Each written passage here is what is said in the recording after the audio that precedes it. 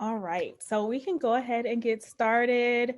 Good evening and welcome to Undoing Harm, the role of APA and planners in the fight for social justice. So this is a webinar presentation or panel that is actually a part of APA Illinois and APA Wisconsin's 3-day workshop about upholding equity in planning. This is the second day of the workshop, with the third day being tomorrow, and we actually have 60 planners from all around the country participating in this 3-day workshop. It has been an amazing experience for those of you who may be in the room who have participated in this 3-day workshop, exploring how equity and planning and diversity and inclusion are all tied in, and how we as planning professionals can make sure that we're implementing those principles not only out in the world in the built environment, but also within our profession. My name is Nina Idemudia. I will be your moderator for this evening. I am the DEI officer for the APA Illinois chapter, and I am also the president-elect for 2021. My co-chair, Kevin Crucial, is here. He is from the APA Wisconsin chapter, and also, like I said, my co-chair for the 3-day workshop that is happening now. So before we get started, I just wanted to do a little bit of housekeeping. If you have any questions, please do put your questions in the chat. I love, when people are having dialogue within the chat and asking questions. Kevin will be in the chat looking for questions if you have them, and then we'll have a segment of Q&A at the end of our panel discussion, in which our panelists will be answering some questions. Feel free to engage with your fellow attendees there in the chat box. So without further ado, I have the privilege of introducing our two panelists for today. First, we have Angela Brooks here, who is the director of the Illinois Office for the Corporation for Supportive Housing.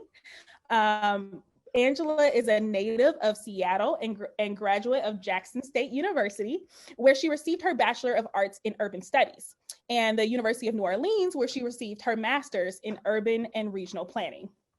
As an active member of APA since graduate school, Brooks has held numerous leadership positions, including chair of the Housing and Community Development Division, vice president of programs for the Black Community Division, chair for the Diversity Task Force, co-chair for the Housing Policy Guide. She has also served on the City of Seattle's Planning Commission and the Martin Luther King County Boundary Review Board. So welcome, Angela. She is a mentor of mine, a friend. We know each other very, very well, and I'll get into that story later. But so excited to have you here with us tonight. Another good friend of mine that is also on the panel is Alejandro Sanchez-Lopez. So Alejandro is originally from Ensenada, Mexico, and he currently works as an advanced planner for the Long Beach Department of Development Services, and is an alumni of the City Management Assistant Fellowship Program.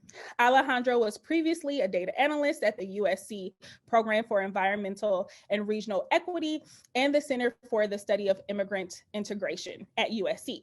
While at USC, he co-authored publication on racial justice and demographic change, metropolitan demographics and immigration. And prior to joining USC, Alejandro worked on housing justice and economic development with various government and nonprofit organizations in the LA region. And Alejandro is actually a member of the Los Angeles section of the California chapter of APA. So welcome, Alex. Alex and I actually went to grad school together. And so we have many, many funny stories, which I will not share tonight. But happy to have him here and joining us from the West Coast. So, one of the things that we wanted to talk about, both in the larger workshop and scheme of this week's events, but also particularly for this panel, It's just APA and planners' role in the movement of social justice.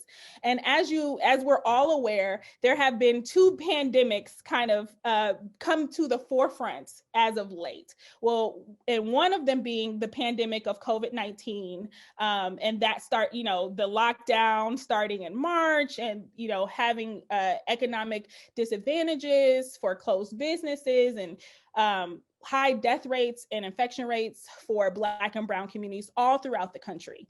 And then also the other pandemic that has been looming in our country since its inception, which has been institutional racism, right? And so I've personally just been thinking about over the last few months about our profession's role in perpetuating institutional racism and my place in this profession as a Black woman, right? Because my very existence within the planning profession in itself is radical, because we all know that the planning profession historically has been historically white and historically male. And so I just want to ask you both, as people of color, if you ever have any conflicts about calling yourself a planner, like in the widest term that we use as a planner or urbanist, and how do you reconcile kind of the things that our industry has perpetuated in certain communities versus being a part of that system?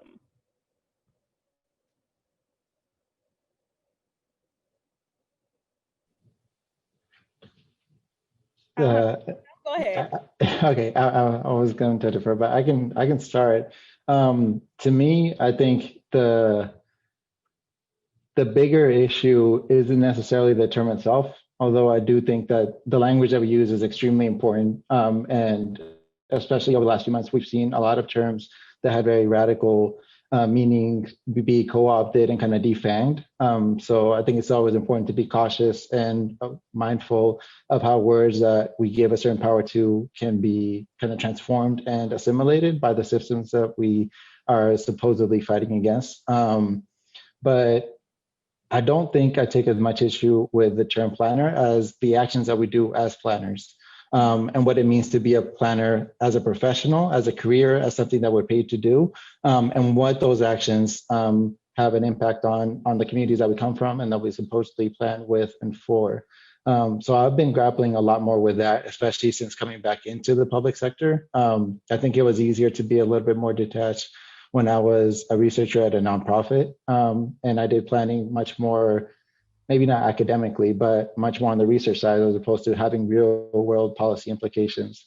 So for me, it's much more about what those policies that we're pushing are, what the impact are going to be on our communities, and how we can do things differently. I think one thing that has started to become a little bit more mainstream is the long-term goal of eliminating planners as a profession. That's something that we have said very clearly when we do engagement and capacity building efforts here in Long Beach, that if we're successful, our jobs are going to be extinct because we will no longer be necessary, because communities can plan for themselves and there is no longer any type of dependency or power sharing or power redistribution that's needed, because communities have the power and the tools to plan for themselves without any types of planners coming in, even if those planners are from the same communities, because it's different when you do it as a job, which means you have something to lose, as when you're doing it because it's your home, or because it's the place that you work at, or it's the place that you go to school at, where you have an investment in it because it's a part of your identity and not just your career. So for me, that's what I've been sitting with the most, and figuring out ways to act on that and to change what we do. And really thinking, are the actions that I'm taking today a step in the direction of planning no longer being a career? Interesting. I think that's the first time I've ever heard that concept of planners. If we do our jobs right, we should cease to exist as a profession. That's an interesting. I'm gonna sit with that. That's the first time I've heard that. What about you, Angela? I'm regretting I didn't go first. Man, how do you follow that? So I think for me, as I hear that question, I honestly kind of chuckle, because honestly, when I say planner, nobody knows what that is. So I don't have a problem saying that, because I don't think people identify that with anything in general. I struggle with the term planner more because I just don't do traditional planning in the work that I do. But similarly, I do think that it is important that we identify with that title and what we do, because I think it's important that people that look like us do this work. And if they don't know what it is, then they don't consider it. Because I do think, and we'll probably get into it a little later, but the reason I went into planning is because I looked at what has had the largest impact on communities that my family, because I'm from Seattle, there wasn't a Black community really, so it didn't, that throws off, but my dad is from Louisiana, and the interstate system completely destroyed the city he's from. Or I will say, well, yeah, it's destroyed. I'm gonna use the word. And like land use decisions have disproportionately killed very, very, very affluent African American communities throughout the country.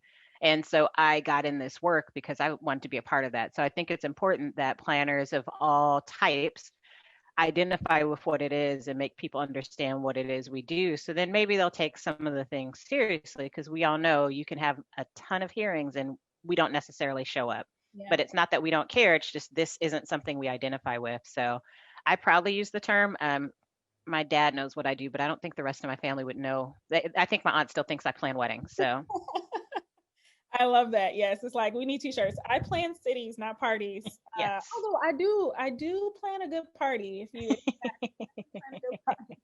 No, but that's such a good point, Angela. Just thinking about why we actually get into this industry, and by we I mean specifically for a lot of people of color who are entering this industry, because historically there haven't been a lot of people of color behind the scenes, behind the curtain, the Oz, right, has been a mythical figure kind of shaping our lives.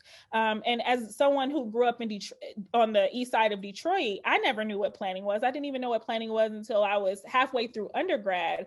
But I knew what planning was in concept, because busing from the east side of Detroit to Harper Woods on a 45 to an hour city bus ride, I saw my neighborhood change, and I could never explain why. I never understood why my neighborhood had a lack of parks or a lack of fresh food, but the neighborhood that my fellow classmates lived in had tons of resources. And so for many of us that have kind of stumbled into this profession, we're just now putting a name to it, even though innately we always knew what planning was. We just didn't know what planners did. So thank you both for kind of like giving us the insight there. And so I also want to talk about kind of what's your APA story? Like, how did you join? What made you become a member? What keeps you paying your dues? Like, what for both of you, like, what's your APA story? Well, see, that got really real because I just started a new job and my APA dues are due and I haven't had to pay them myself for so long. I'm like, oh my gosh.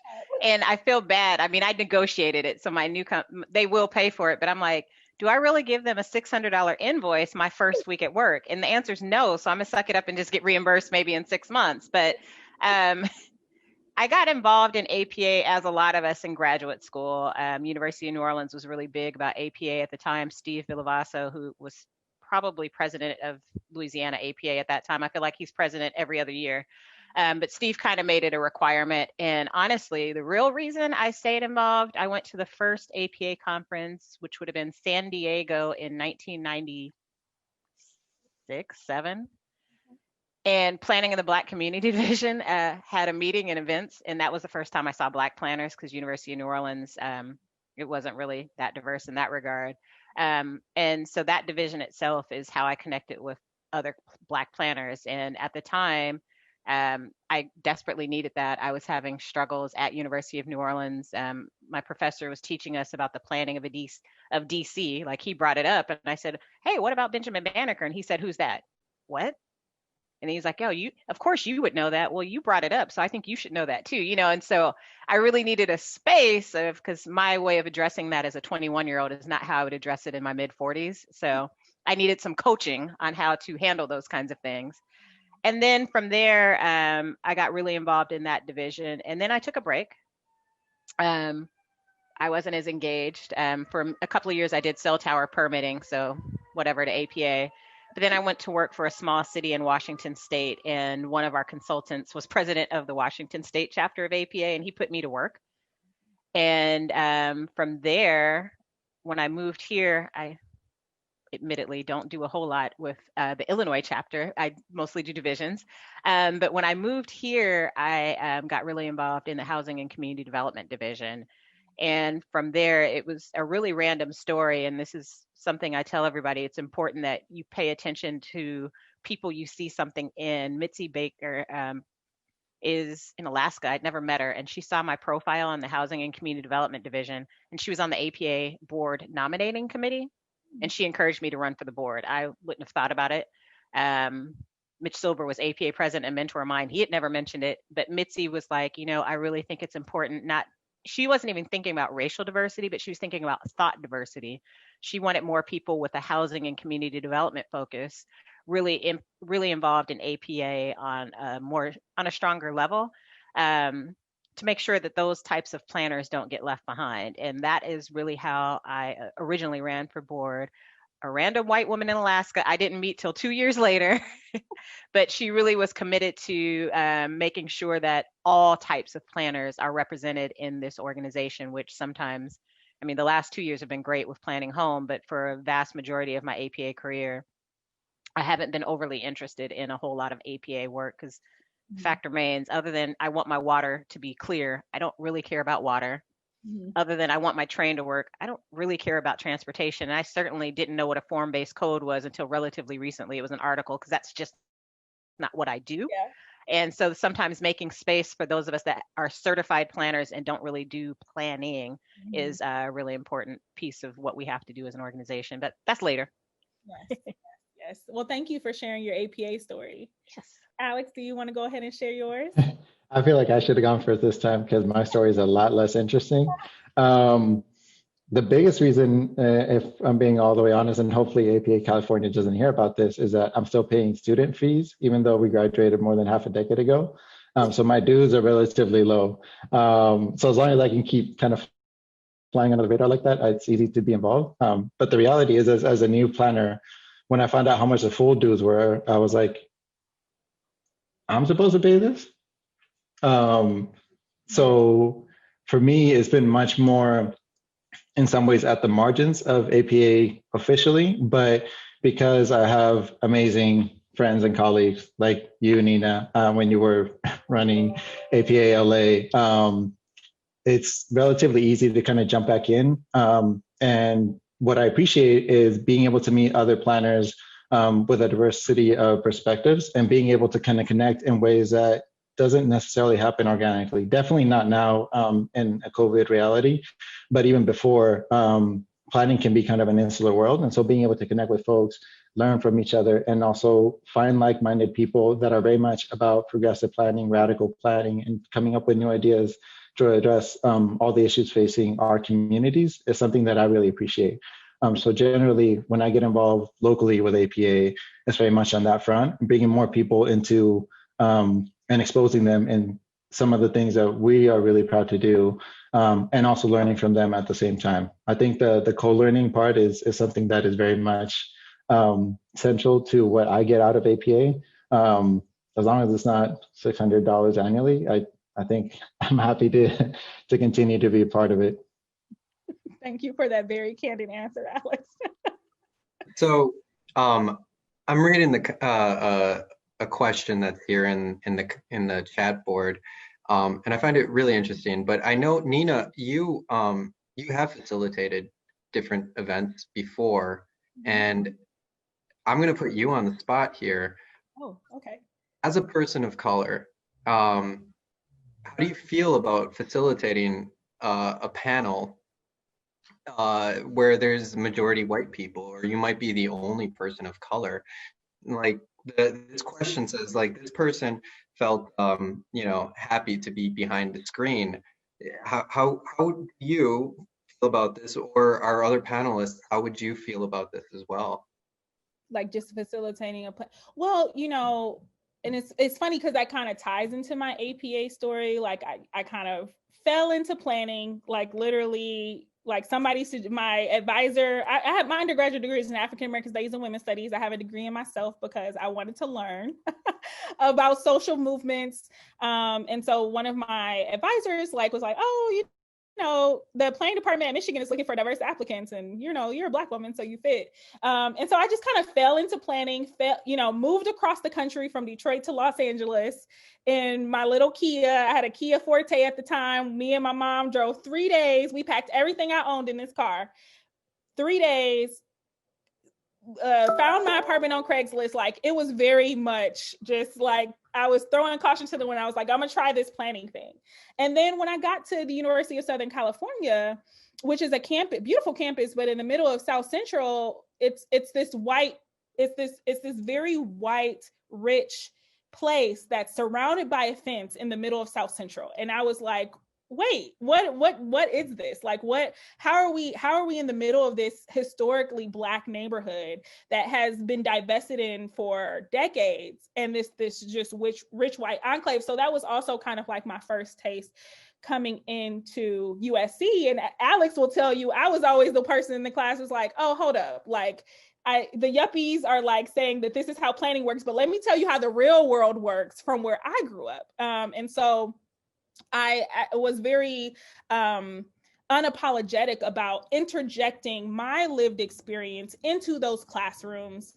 And I would say I do the same thing with APA. And it's funny because I met Angela at one of the first APA California conferences that I ever went to. It was in Visalia, California, which you have to Google it because you don't know where it is. I promise you don't know where it is. I saw Angela and I was like, oh, Black woman. And I like stopped her in the hallway and was like, who are you? Like, where did you come from? She was the keynote speaker for the APA California conference. That was years ago. And we kept in contact. She lived in Chicago. I lived in LA at the time. And I was like, I want to go back home one day. And when I decided to move to Chicago, I was able to lean on her. And so APA in those different ways have created opportunities for me, but also in the same vein, I've sat on boards like the APA California board, where I was literally the only Black person, or even on the Illinois State board now, I am the only Black person. And so I'm constantly, whether it be in the profession or in APA, constantly one of the only ones. But the exciting thing is, and then I'll wrap up so we can move on to our next question, is that for APA Illinois, I am the first Black president-elect that this chapter will have, which is historic, which is awesome. It's scary. I'm going to be honest. I'm very anxious about being the first Black person to lead this chapter, and knowing that there are going to be expectations put on me, or there's going to be people that are not going to support the initiatives that I have for this chapter, because it's different, right? And when people experience something that's different, they tend to either shy away from it or run towards it. Another thing that we're really proud of for the APA Illinois chapter is that although our chapter was predominantly white, me and my colleague Kalindi, who was our DEI chair on the board, we were able to organize behind the scenes to get 5 women of color elected to our board. This is the most diverse board that this chapter will have ever had. And I suspect it's the most diverse board of any APA chapter. Probably the most. Thank you, Angela, for that. But we were able to, within a year, recruit and get women of color to run for seats. And it goes back to what Angela said about elected positions. Sometimes you need a nudge. Sometimes you need people to say, hey, I see something in you. I want to change the course of this organization. Let's do something about it. And that's something that we're really proud of.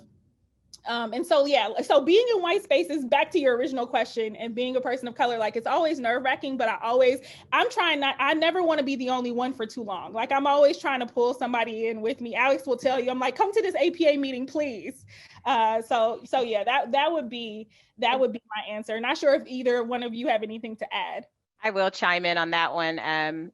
So I started my career in the state of Washington, and when I was there, when I passed the AICP exam, at best, there were 3 certified Black planners. And so I'm very familiar with leading and being in spaces that are not like me. And I think I'm also from Seattle, so I'm kind of used to being in white spaces, so it kind of is what it is. But I do think that it is important that you feel supported. And generally, one of the things I had to find is my support in non-Black people. And that carried me through my 8 long professional years in my hometown of Seattle. And they're there. But I think it's also important that you find your voice and you feel comfortable talking, because sometimes that unfortunately is the first experience many of them are having with a Black person as well. So, True. Yeah. Very, very true. I think the only thing I would add is that is very much true. But what you said, running APA-LA, Nina, I think 90% of my involvement with APA came because of you, because you pushed not just me, but a lot of us from kind of our POC cohort in Southern California to get more involved, to have more of a voice, and to kind of continue to open those doors for other planners. I think that's something really critical, and you really embody the kind of each one teach one, or each one reach one mindset. Because we need to continue to lift each other up when there's so many firsts that are still kind of left to be made. Absolutely. And just as you spoke to earlier, sometimes, you know, there's so many of POC planners that are planners, but don't necessarily consider ourselves planners. And then we also work at a lot of nonprofits or work at places in which our membership dues are not covered, right? And so even paying for that is a barrier for a lot of people that already have extenuating circumstances, or that have, you know, things that doesn't allow them to participate. And so it's very much a choice. Luckily, at least for the APA Illinois chapter, there is a chapter only membership. If you're interested, follow up with us afterwards. But this gets me to my next question. So, you know, what role do you think APA plays in correcting planning's historical and contemporary contributions to structural oppression, right? Because it's like, we're planners, we consider we're in this, we pride ourselves on being planners. Some of us are certified, and you know, we have this code of ethics, and we work at different cities, and we work at nonprofits, and we're doing all this great work, but a lot of us are working within the same systems that perpetuate a lot of harm in the communities that we claim to work for. So as an organization, as APA members, what do you think, what role does APA play in kind of undoing some of that harm that the planning profession itself has done?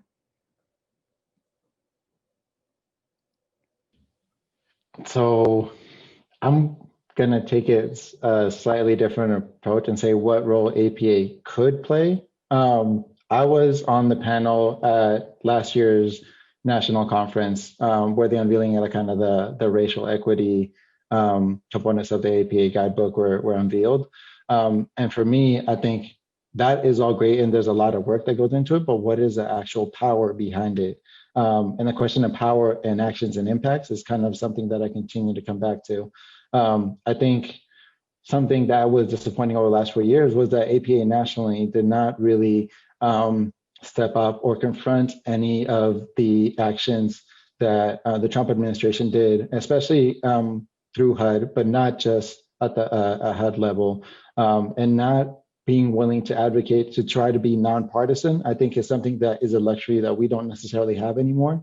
And the willingness to take risks, especially risks at that level, at the institutional level as a profession, is something that I think APA could be. I don't know if it will. And I think as more people with a willingness to push internally come into and become part of the association, that becomes more of a possibility, but that's what I'm hoping for.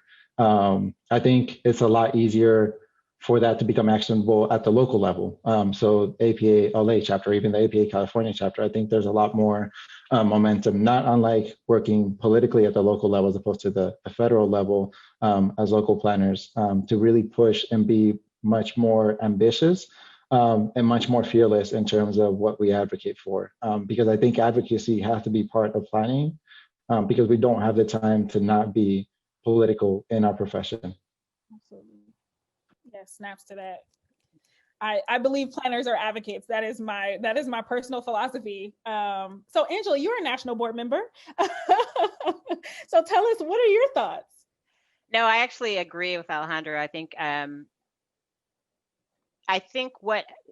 let me backtrack. So my first stint being involved in APA and diversity was the first diversity summit, which would have been in DC 2004, maybe 2002.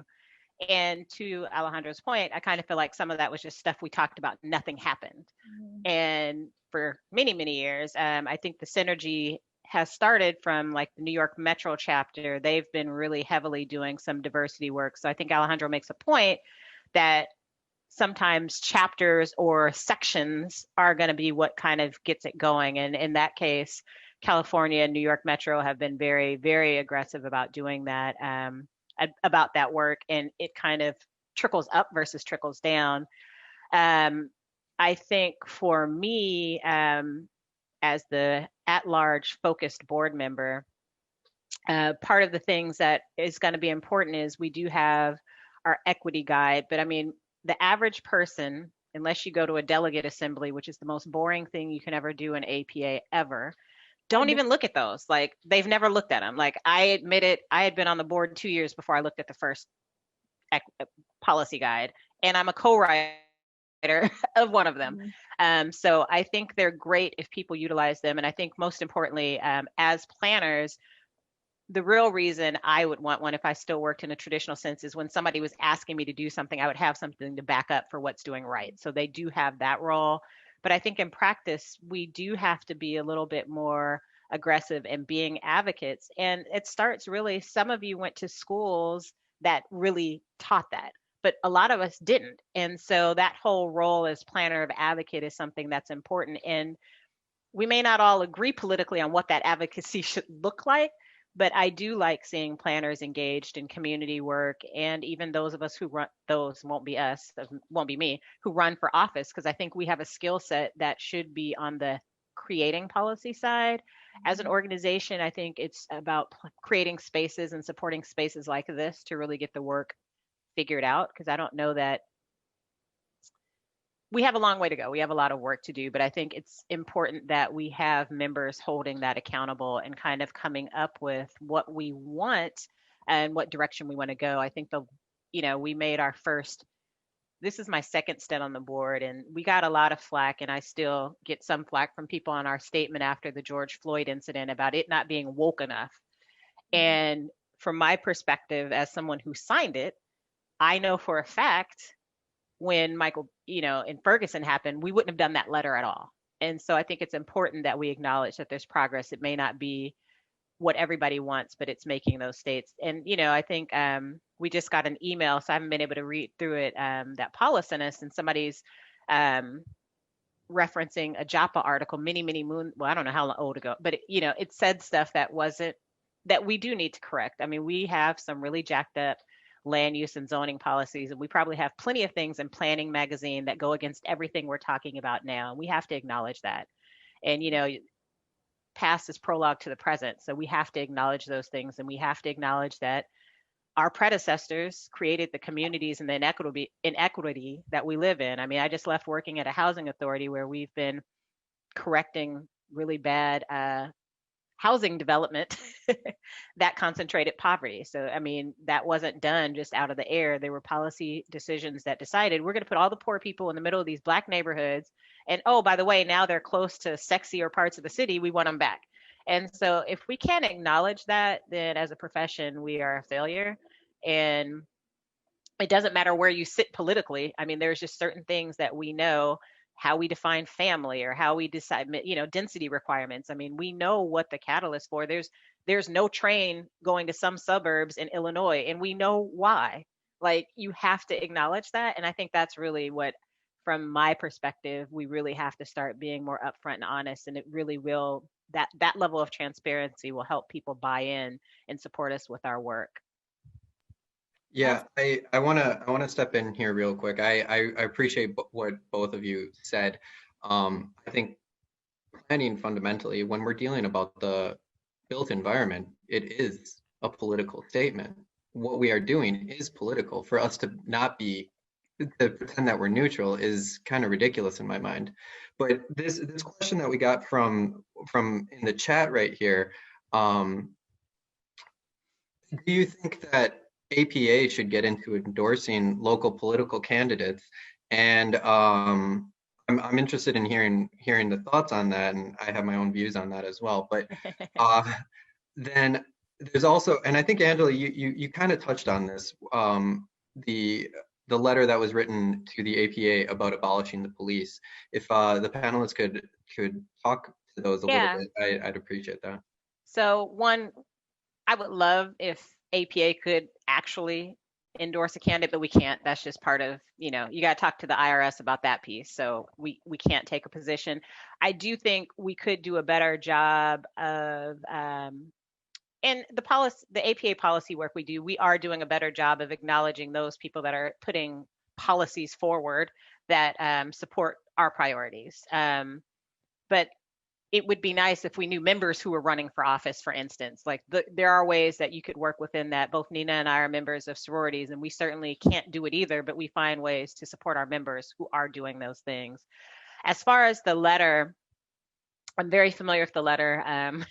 I think it's,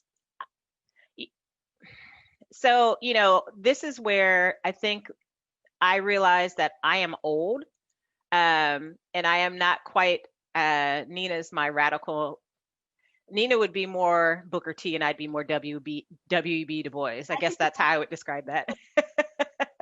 And for those of you who just Google it if you don't understand that reference. But I do think the letter makes some valid points, but I do think we have to be realistic about semantics matter. And some people are a little bit more, I don't think anybody disagrees with the notion of what people are saying when they say defund the police. I don't think if somebody understands what they're saying, I don't think people necessarily disagree, but the wording of that would be, in my opinion, it's a challenging kind of thing as an organization that we would be supporting. The notion of what we're saying is that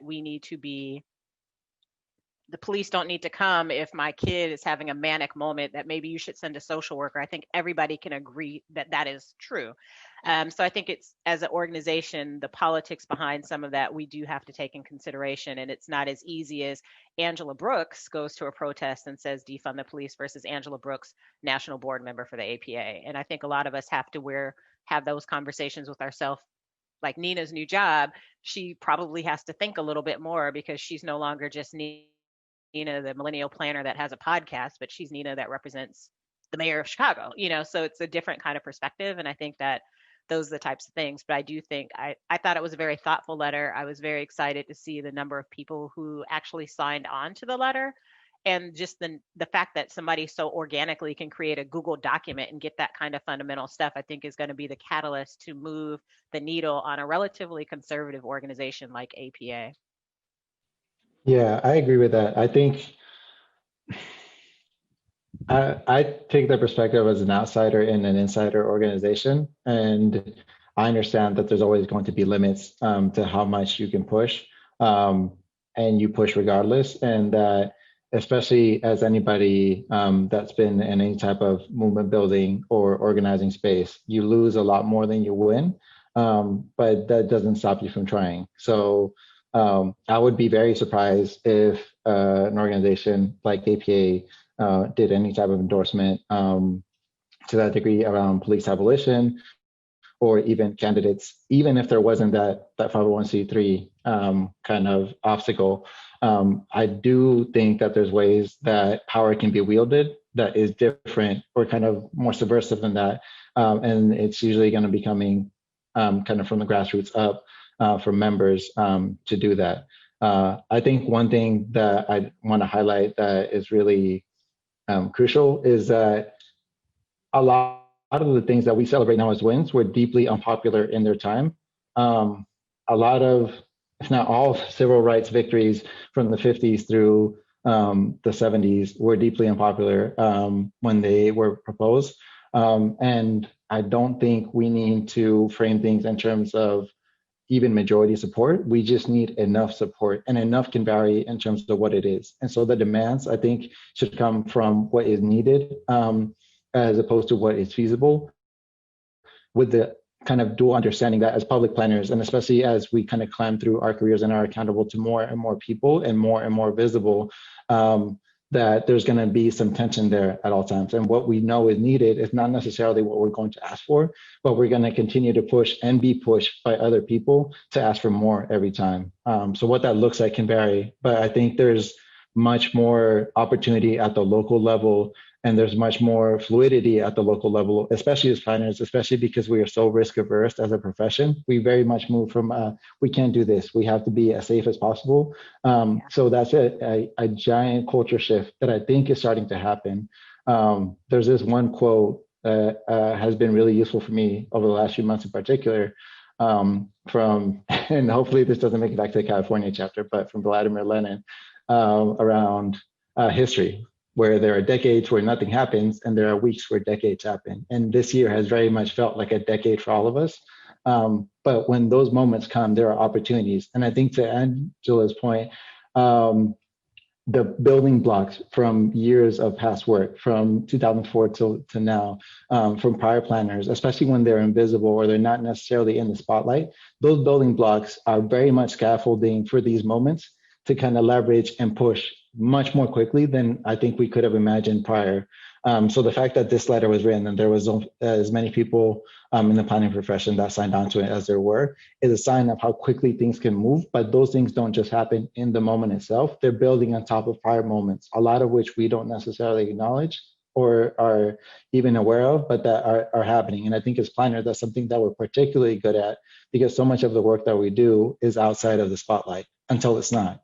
And so learning to continue to work outside the spotlight and how that could be an opportunity because we're under less scrutiny is something that I think we can learn a lot more from and continue to build upon. Absolutely. No, you both make really great points about, one, I would say just highlighting that we have come a long way, right? And that our organization has made strides in the right direction, maybe not as fast as some of us would like, right? As we're living in days where it's like life and death for a lot of our communities, but we are headed in the right direction, and knowing that our leadership is going to become more diverse, and our, you know, as we get more planners and new generation of planners engaged in APA and up through the ranks to make those kind of decisions and to help that policy be pushed out, I think is something that we should definitely highlight. And even talking about the letter, which I signed it. I was one of the people who signed it. I was like, yes.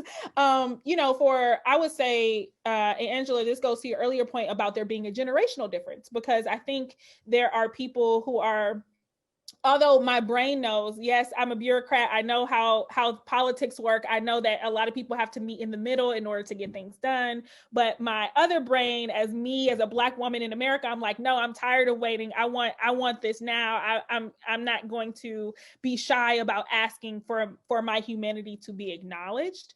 And so thinking through, like, how do we make sure our organization survives, right? Because if we're not talking about the topics that a lot of new generation of planners are interested in talking about or getting through, how do we make sure our organization survives? Because, you know, it's based on people's interest. It's based on people believing in our mission. It's based on people coming to our conferences and in participating in things like this. So, you know, how do we make sure, especially for POC planners who are kind of on the fence of like, I don't know if I see myself in APA. I don't see a representative. What would you say to somebody who's like on the fence?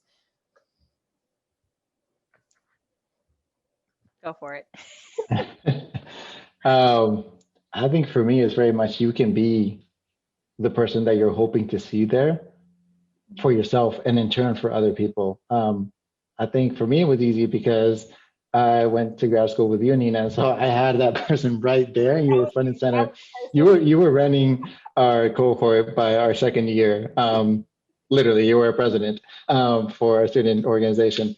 But we're not all blessed like that. But I think we all have the capacity to be that person.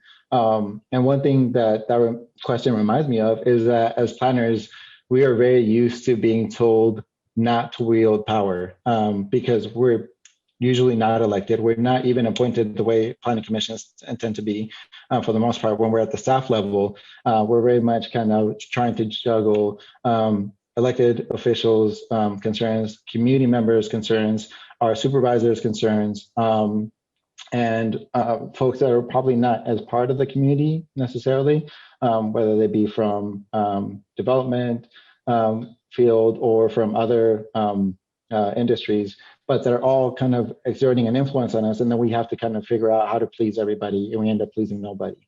I think there's a mindset shift that can happen there, where we understand that zoning as a tool, but not the only tool, there's a lot of power behind it, clearly, because the actions of planners have led to a lot of inequalities and marginalization of our communities historically. So there's a power to flip that, and for us to start to wield that in new ways. I think it can be scary, because with power comes risk, and especially the scrutiny that we're not necessarily used to as planners. But there's an opportunity to step into these roles that are not necessarily there yet, to envision a new way that planners can act, especially in the public sector. And I think there's an urgency for that, because, and this might be not the best tone to kind of shift the conversation, but the crises that we're going to be facing, just from a fiscal perspective, at the local government level, nationally, is going to be something unprecedented, I think, for a lot of us, even those of us that were kind of already planners through the recession. I think what's coming next is going to require the best of us. And so having that understanding, it's really just a willingness to step into that, and to know that because this is new, because this is unprecedented, we're going to make mistakes. But the willingness to take risks, I think, is worth the mistakes that are made along the way. And the more of us that are doing it as a profession in solidarity with each other, I think the easier it is to bear that, not necessarily a burden, but to bear those risks, and to learn from each other and establish networks of solidarity, not just within our chapters, but within different aspects of our profession. I think there's a lot of people that are doing planning work that, to go back to the earlier part of the conversation, don't necessarily consider themselves planners. And I think reopening those doors and building those connections is part of how we can move forward in new ways. Wow, well, that said it all. No, I think it's important. I think it's not just APA. I think every organization I'm a part of is having to deal with succession planning, and how do you keep people interested. Nina, I'm sure the same applies for Delta as it does for AK. It applies for my Links chapter. So I think it's one of the things is understanding that there is a need to do it, and being serious about that, and being intentional. So I think one of the many things that I think is important, and that hopefully will be coming out on national level from APA, is kind of sessions like this, to just have these conversations. Everything doesn't have to be this big, well thought out process or this big conference. It could be like, hey, we're going to have, here's a Zoom link, come talk about this. And I mean, it literally could be that simple. But what I always tell people is change doesn't come just because you think it. So you have to be involved, and you have to be engaged, and you have to hold people accountable. There are certainly policy issues that are in our code of ethics that I don't need to have a big thing like, this is an ethical violation. We need to make a stance, and we need to take a stance on that. So that's not endorsing a candidate, but obviously if you have a land use code that violates fair housing, that's low-hanging fruit, and that's something we can all get on, and you don't have to worry about which side of the fence you're on. So I think there are those, but I think organically what needs to happen within APA, we do a lot of talk on the board about succession planning, what that looks like, but I don't know that we are thinking about that in our offices, or encouraging staffs to think about that from department.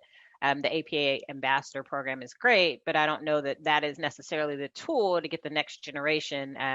For a while, Junior Achievement had a segment on planning that was in it, that was in elementary schools, but getting curriculum out there intentionally to even get more people interested in the field outside of just the organization. Because for me, it's not just about the strength of APA, but ensuring that as a profession, kind of like there's a big thing about STEM. Everybody wants their kid to do STEM, but I want people to be encouraging people to consider what we do, and, you know, the professionalism. I think I get tired, and this is my side rant, sorry, it's off the topic, but I really get tired of architects doing master plans. Like, it irritates my soul. Like, I have a whole freaking planning degree. My God, like, you know how to design, but your community stuff, sorry, architects, sometimes your community meetings and your community engagement aren't great, and it shouldn't be. That's not what you went to school for. It's what I went to school for.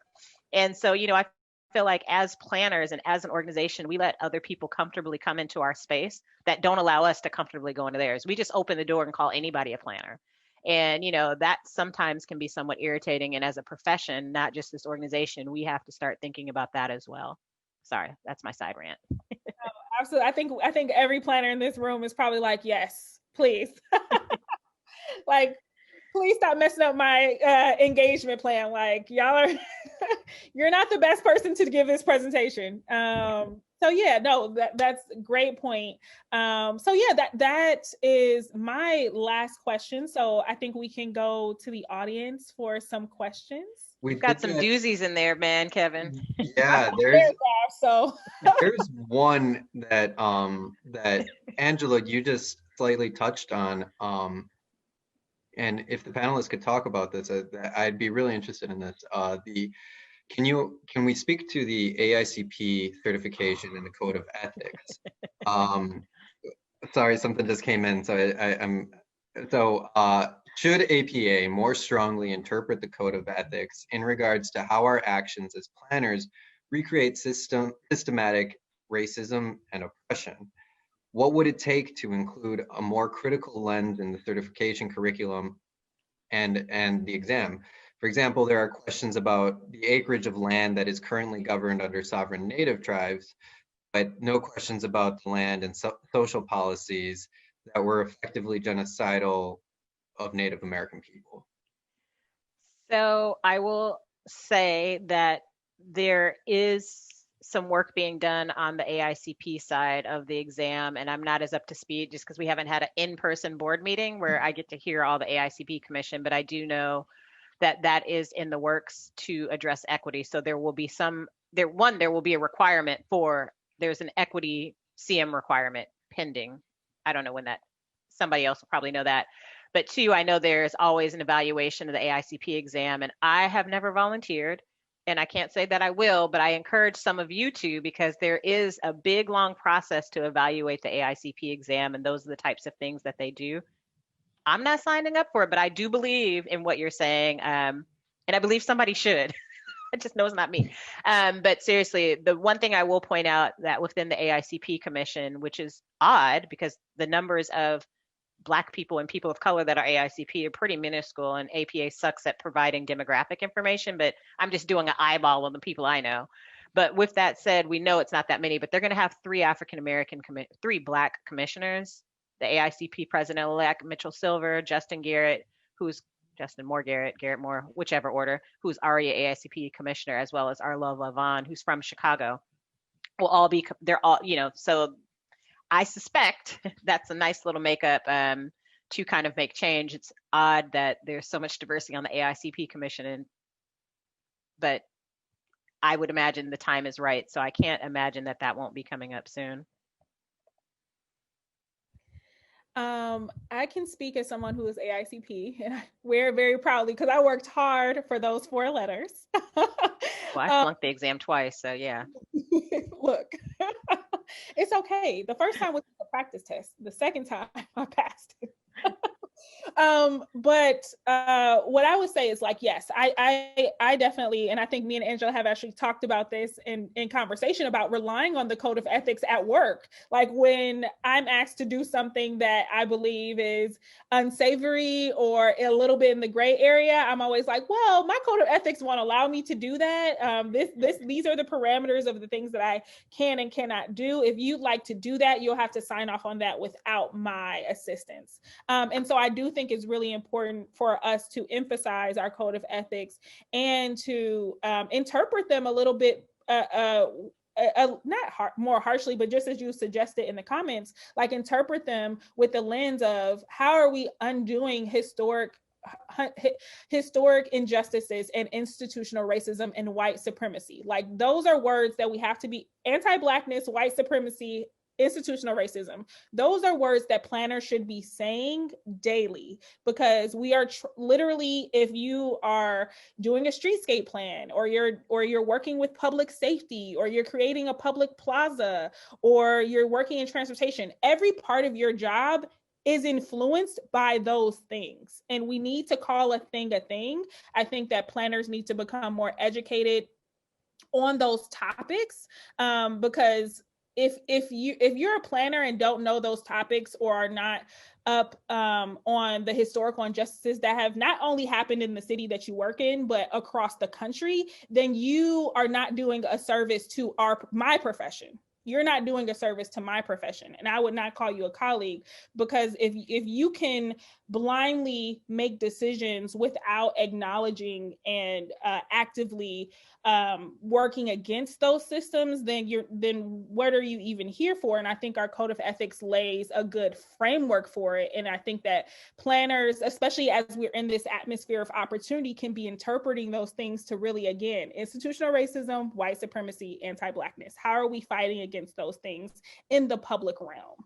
So yes, AICP, I think, and our code of ethics for APA definitely plays a part in that. And I think that we should use that to our advantage.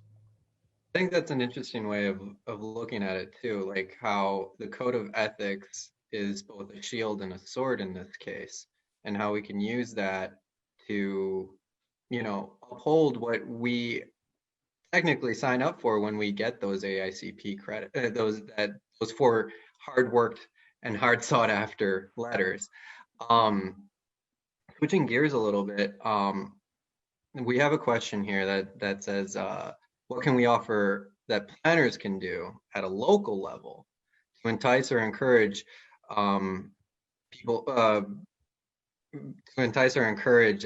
minorities to consider pursuing planning at the post-secondary education level? And let me correct myself here, it was BIPOC and instead of minorities. So do we have thoughts on that? Yeah, so I do more talking than I want to about this to people. So I pretty much do a lot of career panels. I do a lot of work with undergrads that are in allied professions and speaking about it. It's interesting that that was a question. I did see that a friend of mine had a Facebook status asking, my son is looking for majors, but he wants to make money. So I was like, well, let me not answer. But I did circle back and answer that, because eventually it does even out. But I think it's really important that we talk about the work that we do in an interesting frame, like not just whine about public meetings where you got cussed out, which is actually kind of interesting as well. But I personally commit to speaking on career panels because most people don't have a planner. I probably did when the world was open. I probably was averaging like 15 a year at different random schools and talking about that, as well as at undergraduate programs, talking to undergrads that are in allied fields. Because if you're majoring in something like African American studies, you're probably looking to do something for graduate school. So kind of identifying that. So that's kind of what I do, as well as just really trying to make sure people understand what it is that I do for a living. So I know Nina can talk about planning for college and the amazing effort that she led at USC. So I won't talk about it, but that actually was the kind of, it opened the door for something that we're doing much more purposefully in Long Beach, where we're going and partnering with high school students. We actually are not just opening up the door by exposing them to what planning is, but actually offering paid internships. So right now we have an internship program for high school students in Jordan High School in North Long Beach, just right next to the city of Compton border, for students that are all either Black, Latino, or Southeast Asian, to actually do planning work, to learn about planning and to get paid to do so. And I think the paid incentive is a really critical piece, especially now in the middle of a pandemic where so many people are job and housing insecure, and so many people in our communities are especially affected. So I think something that planners can do that we don't necessarily do as much is to establish pipelines, especially when we work in local government, to connect with students before college, in high school and middle school, when a lot of us only have an understanding of careers as doctor, lawyer, engineer, and maybe a teacher. And that's the limit of what we think of that we can do. I know that I didn't know what planning was. I didn't know, this is embarrassing, but I didn't know what zoning was until 2 weeks into our graduate program.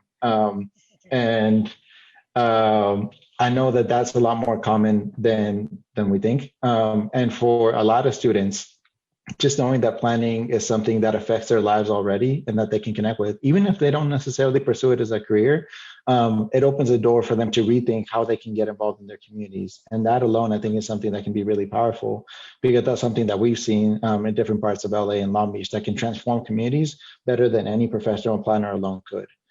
So I think there's ways that we can establish those pipelines. And I think as much as we can, shifting funds to put them in the hands of the people that are directly affected and that can provide the most, because they're going to have knowledge that we don't have, even if we're from those same communities. Some of the interns, when we started talking about walkability and streetscape improvements, they're like, you need to put a stop sign at this intersection, even though none of our transportation plans have that, because there's a motel here and a lot of families have been displaced and they now live in the motel and they walk to this middle school and we see it every day.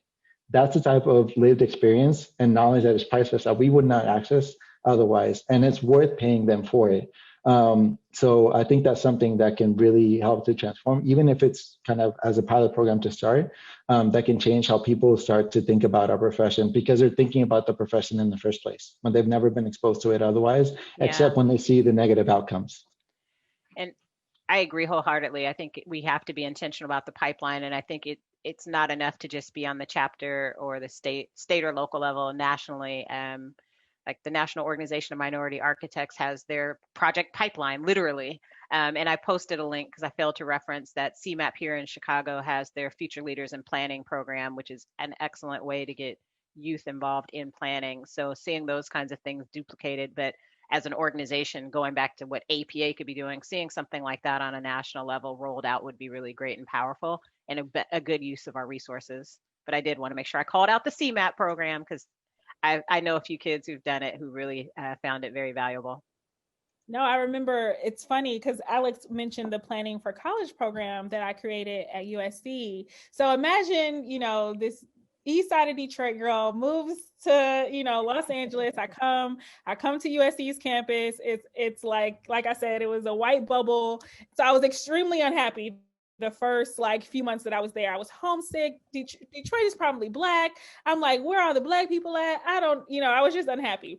And so one day, I had this epiphany. I'm like, I'm going to walk into the administrator's office and I'm going to tell them that they need to be doing more for the community. So I go into our administrator's office, Julie Kim, who still is one of the administrators at USC. And I say, Julie, USC is not doing enough. We need to have kids from the community come to campus and learn about planning, and that's what you all should do. And she was like, oh, okay, Nina, that's actually a really good idea. We have the money to pay for it because it's USC, of course, and you can go ahead and plan it. Just let us know what the plans are and you have it. And then I was literally dumbfounded. I probably had my mouth open because I'm like, oh, now I actually have to back up all of this shit I was talking, right?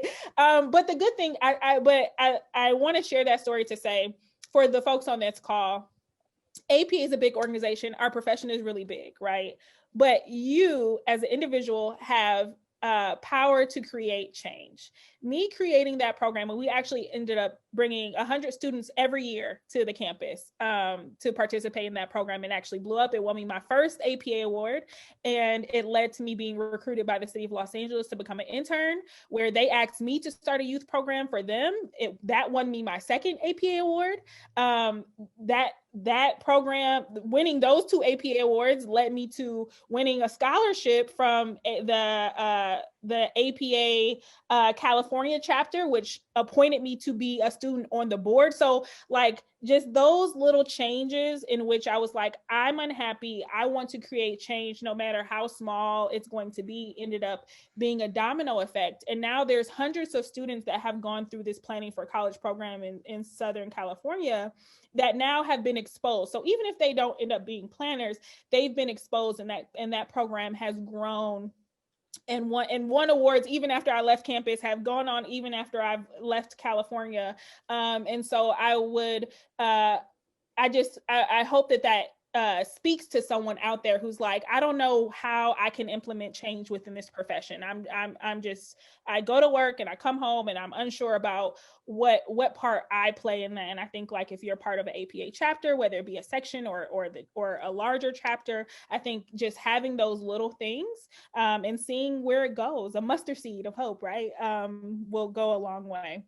Kevin, is there another question we want to answer? Yes, there are starting to There's come a in a lot. few. Yeah. So I'll do FIFO first in, first out. So we got a question here that this person would like to know that as a responsible planner, have you felt afraid of making decisions about people's lives? And by that, like, have you found a way to find the right decision? And by right, the just decision?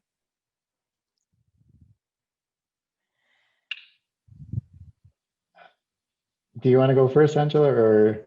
No. I don't think there's a silver bullet, and I think if you're in a position of making decisions that materially affect people's lives long enough, you're gonna quickly recognize that. But I do think there's a couple of things that have helped me, at least, to kind of have some type of guidance. The biggest one is coming in as an outsider and maintaining an outsider mindset. So not being wedded to my job as a planner. And coming in with community. So being in community organizing spaces, not because of work, but because that's what I want to do, because the work that I really want to do is never going to be paid. And I think that's something that has helped me be much more clear-eyed about what I can accomplish as a kind of 9 to 5, or in this case, 7 to 7 planner, because COVID means we all work all the time. But what I do during my day job, and then what I do on my own. And what I do on my own is much more of a guidance to help inform what I do in my day job, and to help the decisions that I make and the decisions that I push for, even if they don't necessarily pass, being clear with myself about what it is that I'm advocating for, or what it is that I'm organizing for. And so having community, especially community that is not within the kind of city bureaucracy, that has much more freedom to be as fierce as they want in their demands, and being able to understand where folks are coming from makes it easier to be clear about where I stand and make decisions in turn. And it's going to involve taking risks. I think for me, the biggest thing is to never be so afraid of losing my job that overrides everything else. And that might be a different kind of risk level that we all have. It depends a lot on our personal circumstances, the people that might depend on us for our career, a lot of other things, if we're opening doors for other folks. But for me, at least, it was very much, what am I going into this job for? And what am I willing to risk for this job, as opposed to what am I willing to risk this job for? And it's been relatively easy from that point to then have a clear understanding of, is this something that I disagree with so much that I'm willing to walk away from my job for, and have a backup plan, and being able to kind of gauge what the ultimate decision is against that makes it easier to decide. I can talk more about that. Actually, I have a quote kind of related to this question, but I also want to defer and not take up the mic too much.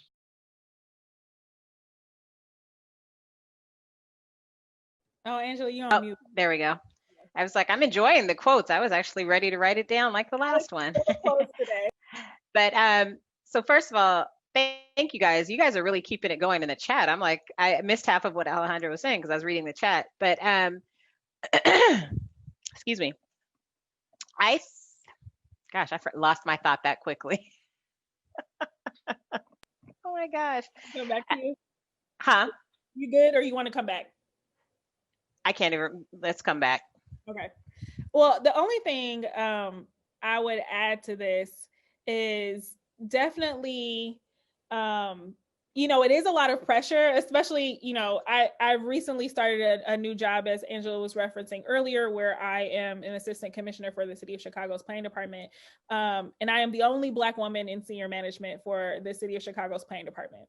And so in this role, and in the roles that I've been in, I've been blessed enough to have doors open to me in which I have influence, and I've worked very hard to get there. But it is still very scary to say, like, oh, I'm at this table, I'm in this meeting, I'm part of this conversation. Do I sit meek and kind of listen and like see how everybody else is going to be around this topic, or do I stay true to myself? And one thing that I've learned, because again, I'm good at what I do, and sometimes you just gotta remind yourself, I'm good at what I do. I have a story to tell. I am a Black woman, and I'm going to be unapologetic about that. And I didn't start my career with that, right? I did not start my planning career when I decided to move across the country to do this thing that nobody in my family knew what I was doing. I didn't have that confidence, but over time, realizing that my perspective was going to save lives. My perspective was going to give other little Ninas growing up on the east side of Detroit more opportunities than I had. And I think if you look at it with that lens, you understand that in order for me to go to sleep at night and feel like I've fulfilled my purpose, I need to speak up and say, yes, I know you want to go this way for whatever reason, but let me tell you why we should be headed in this direction, and being very unapologetic about that. And if people disagree with you, then they disagree. I've always said, even with APA, like, I'm not worried about, a closed-minded member. Like, I'm not worried about keeping you, if you're closed-minded, it's okay. If you're a coworker and you're closed-minded or say something racist, I'm not worried about ever talking to you again. Like, I'm not worried about keeping up faces, because I have to be okay with the person I am and how I go to sleep at night. And so I think as long as you have that perspective, it becomes a little less heavy, because, we are making decisions. Like, I've written ordinances that affect hundreds of thousands of people, right? In major cities in Los Angeles and in Chicago. But I think one thing you just have to be confident in: I am bringing my full self. I am bringing my life experiences, and I want to create the most opportunities for the most vulnerable groups. And as long as you have that, you'll be fine. Yeah, I think for me, I probably haven't had to deal with it as much as until I moved to Chicago. And for those of you familiar with the Chicago Housing Authority, we're doing the largest, because I'm no longer there, are doing the largest redevelopment of public housing in the country. And I was on the team. We tore down all of the large, many units of housing, and we are bringing back, I think, generally 1/3 public housing, 1/3 affordable, and 1/3 market rate.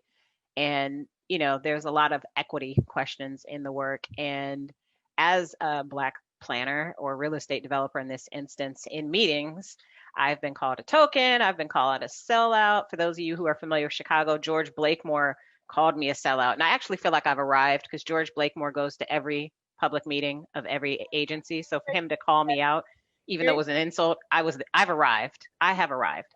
But with that said, at some point you do have to think about what side, are you am I being a sellout, or am I being a token? Am I doing the work of the man?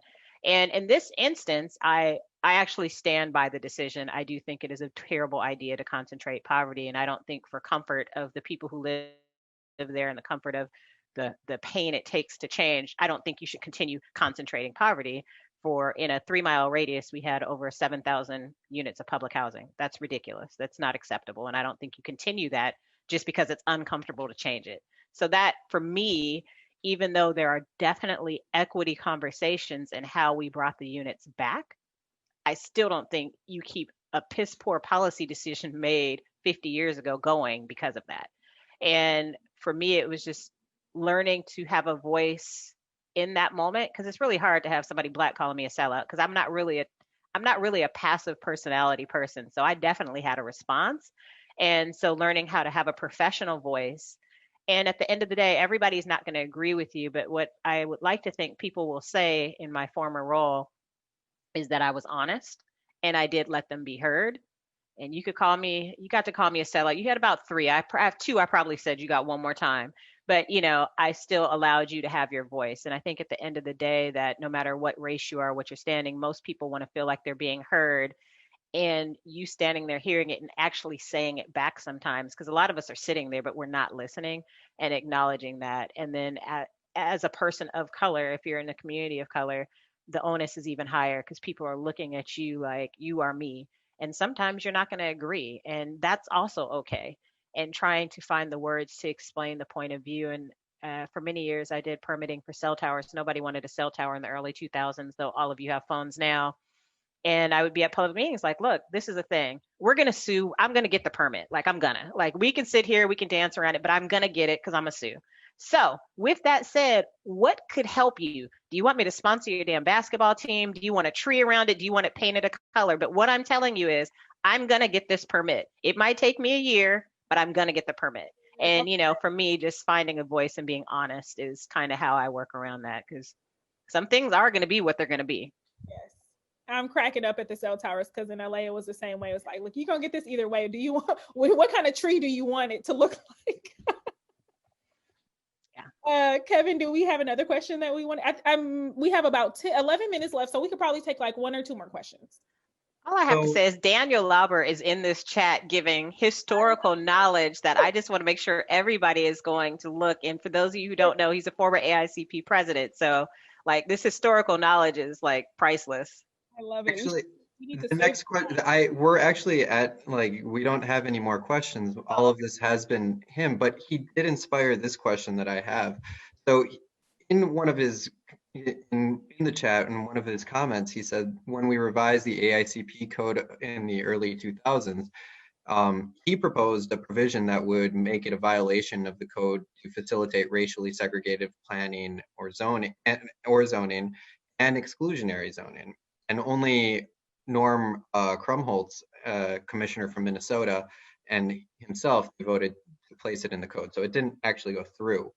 But this ties in with what you're talking about, Angela, about the public housing, and also ties in with the AICP. And should we be looking at these things? And I know for like Wisconsin, for example, inclusionary zoning is not actually allowed. It's prohibited by the state constitution.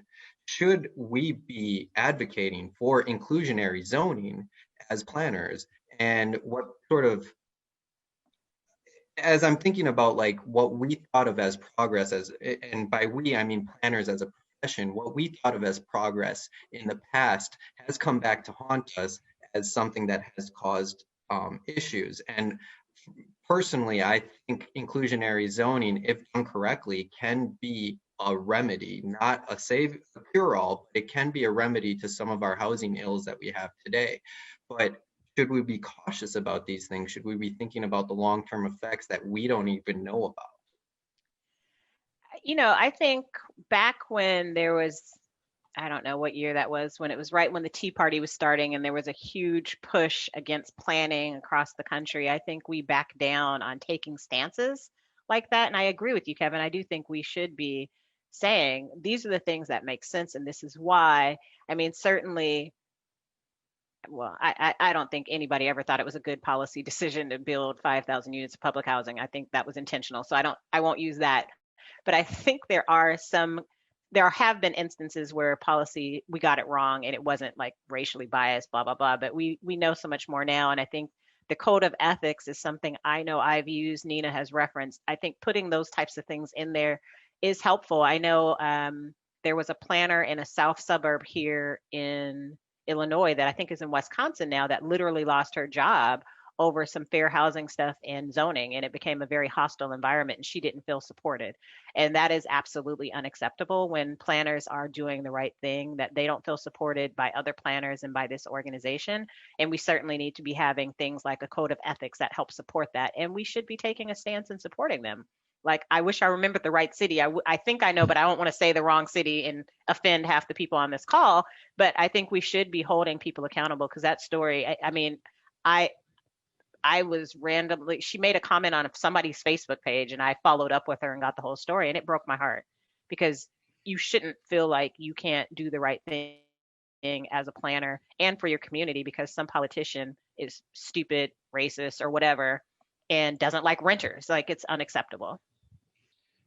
I think for me, the bigger question is that inclusionary zoning is a tool, and tools can be useful, but they're going to depend on the context. So in this case, inclusionary zoning is usually market dependent. It's a market-based tool to address segregation and a form of structural racism. And for the code of ethics, it should be on the ethics themselves, because the tools can change over time and the context can change over time. But what we're ultimately trying to accomplish, I think, should be timeless.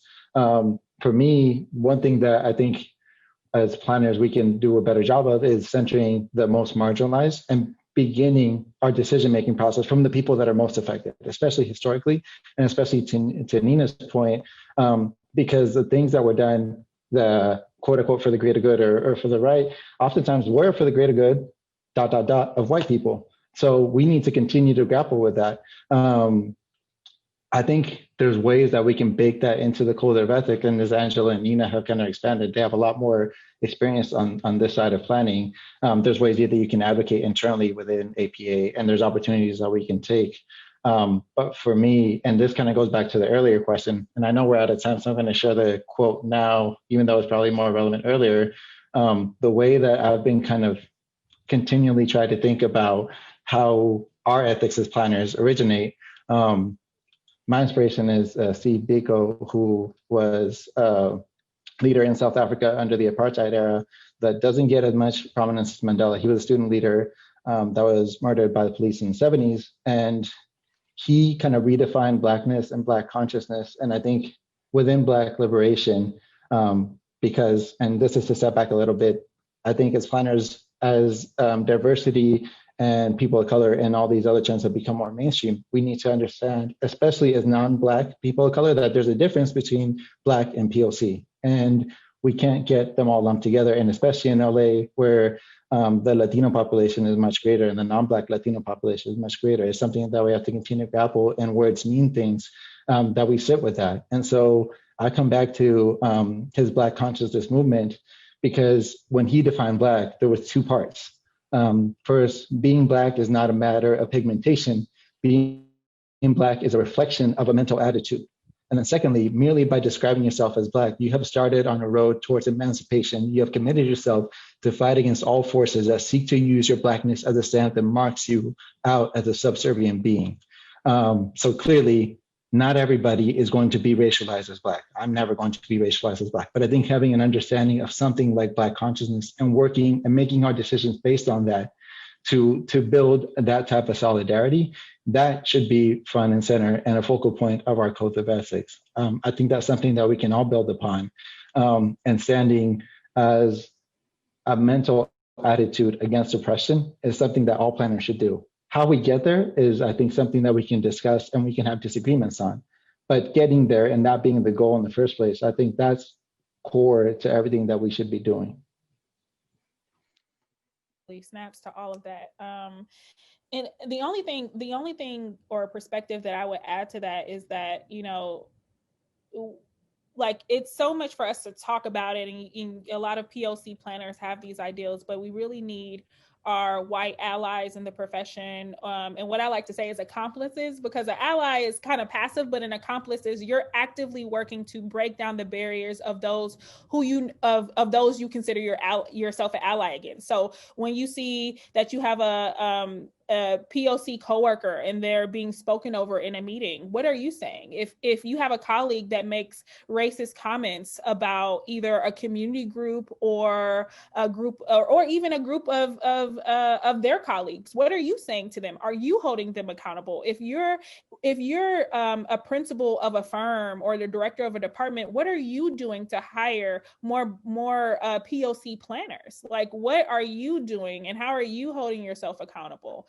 Because none of this happens in a vacuum. There's not some magic racism fairy that comes and does all this harm. You're doing the harm. We're doing the harm. And so we have to actively work against that in order to make changes. And I think that starts both with our leadership in APA, right? What are you doing as a white accomplice to get more POC members? Or you know, you've heard the stories. I'm always in everybody's business asking people to come to meetings, but also what are you doing as a white ally or accomplice to get those members? What are you doing to make sure the voices of your POC members are being heard, not even heard, but elevated, right? What are you doing to make sure that POC feel comfortable running for different offices? Like, have you talked to somebody? Nobody ever talked to me about running for president. It was something that I decided after years of being a member that I wanted to do, and maybe I would have done it earlier if somebody would have approached me about it. Yeah, I think that's a really good point, Nina.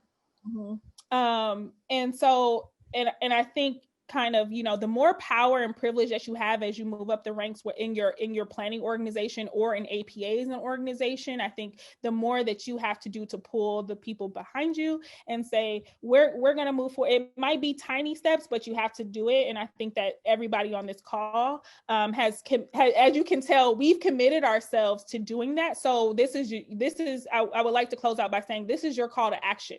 I'm calling you to action of saying, what are you doing? If you're unhappy with APA as an organization, what are you doing to change it? Are you a member of your chapter? Do you have a chapter? Even if you just want to start with a chapter only membership, and join the ranks, join our fight, join us in this. I always say, I have a love-hate relationship with APA, but I don't know what my life would be without it.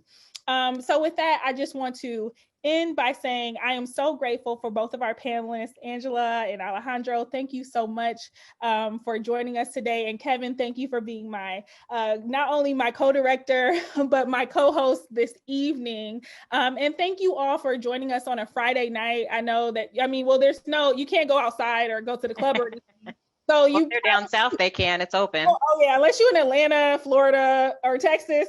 But you could have been anywhere in the world, but you're here with us tonight. So I just want to also express my personal gratitude, and then also express the gratitude to both the APA Illinois chapter, the entire board, and the APA Wisconsin chapter, the entire board, because you all helped us. You all have been accomplices in making this come to light, this panel and the 3-day workshop. So that's all of my thank yous for this evening. Nina, can I just say one thing? As the APA board member at large, minority focused, thank you to both the Illinois chapter and the Wisconsin chapter for partnering on this. I know the Wisconsin chapter has been really gearing up on DEI stuff, and the thought of partnering is something hopefully other states will look to do, because I think collaboration is really a good way to move the needle a little bit. So I want to thank both of you guys for your leadership and your boards for having this event. I think this is a really good start. And from what I've heard, the conference was amazing. So thank you guys so much. Well, thank you. That's good to hear. All right. Well, I think we're just going to close out. This is always the awkward part of the evening, because it's like, oh, do we just Thanks for coming. God bless. Good night. Thanks, everybody. Have a good night. Thanks to everyone who participated.